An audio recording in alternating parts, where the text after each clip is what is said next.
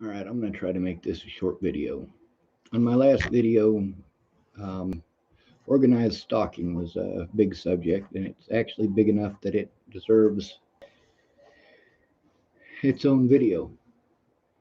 Here in the United States, it's not to say that men do not take part in any organized stalking, because they do. But organized stalking in the United States is specifically and perpetually put on by women. Most of the men who take part in this organized stalking either A, have a crush on somebody who is them to do horrible things. Organized stalking in the United States, specifically by women, I should mention, women are 11 times more likely to be stalkers than men. Females stalking men is far worse than a man stalking a woman because there are so many people that get involved. There's literally nothing that you can do to defend yourself from these predators. And here's why. Y'all know about the meth epidemic. You see how widespread it is. You can't go to any small town in America and not run into a fucking junkie. Even in small town America, where we didn't used to have to lock our doors, now we have to lock our doors. We got to lock the house doors, we got to lock the car doors, we got to lock everything because some meth head is going to get hard up for what he wants and he's going to go steal your shit to get it. Now, if you guys notice, the cops don't do a whole hell of a lot about the meth heads. They're too busy locking up homeless people and minorities, mostly homeless people. If they locked up just the meth heads in Chapel, Nebraska, we wouldn't have room to house them. There's no room to house them in the prison in Lincoln. There's no room to house them at LCC, that's Lincoln Correctional Center. There's no room for them at DEC, which is Diagnostic and Evaluation Center. There's no room for them at Tecumseh State Prison. There's no room for them at Omaha Correctional Center. There's no room. This town is about 500 people. Now let's say on the conservative side, we're going to make the numbers likely smaller than they actually are. On the conservative side, about 10% of this town are meth heads. So out of 500 people, 50 people in this town who are meth heads. If you locked up those 50 meth heads, you wouldn't have room to house them. That's only 50 people. One town. All of these prisons are already over capacity. All of them.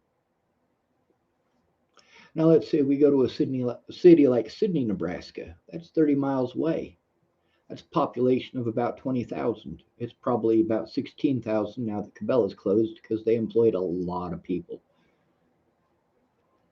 But the meth epidemic there is actually worse than it is here. Probably about 20% of their population, being conservative about those numbers.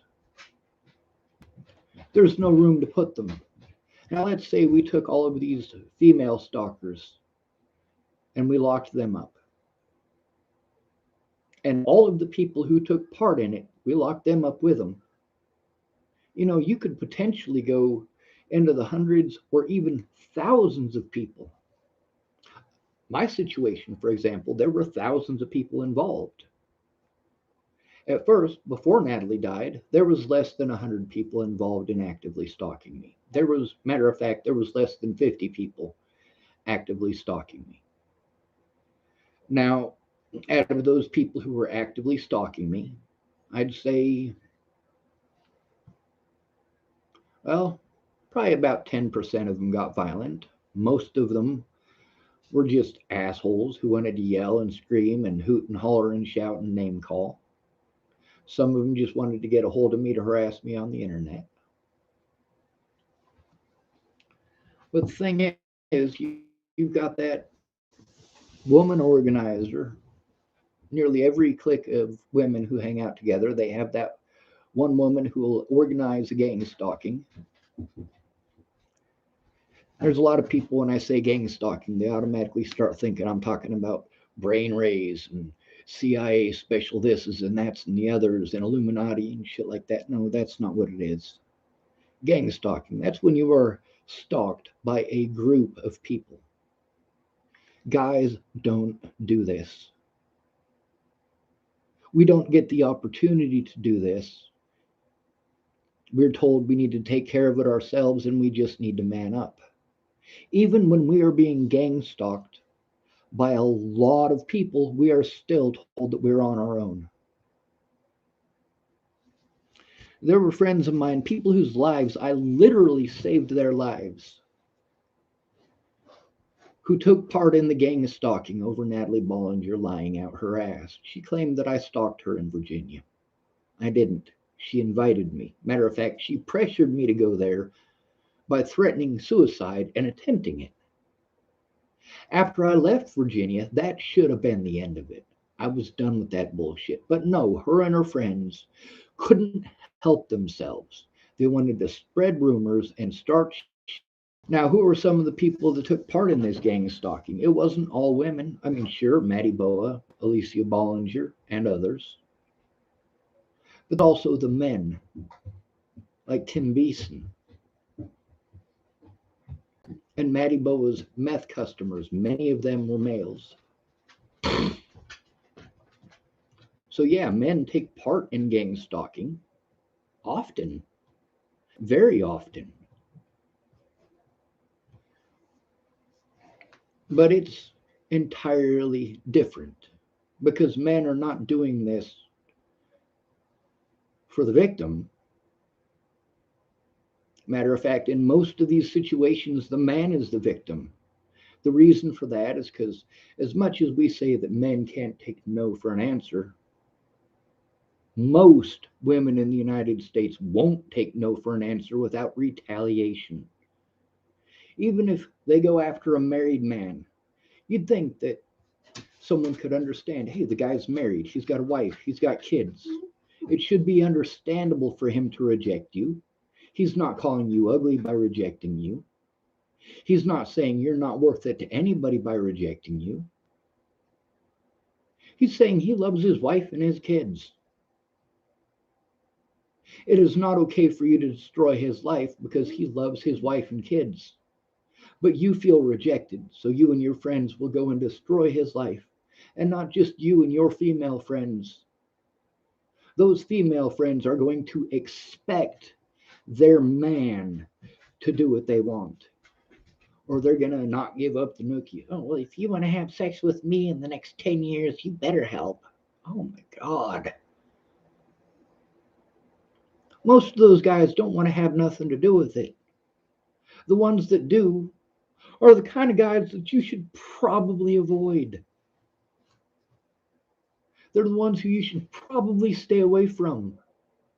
If a man is willing to go and kill another man, or threaten to kill another man, or threaten to kill another man's family, what the fuck are you doing associating with that dude?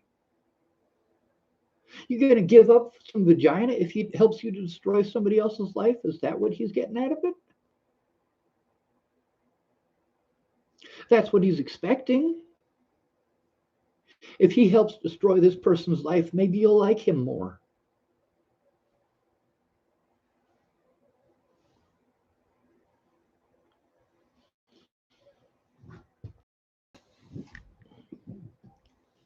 The reason that we let all of these women stalkers go